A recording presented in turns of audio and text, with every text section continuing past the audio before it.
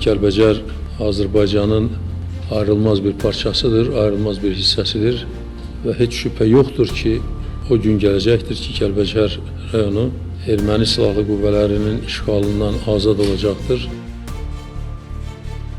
Möhtərəm Prezident, Cənab Ali Başkomandan, Azərbaycan Respublikasının dövlət bayrağı Kəlbəcər şəhərində dalgalanmaqdadır.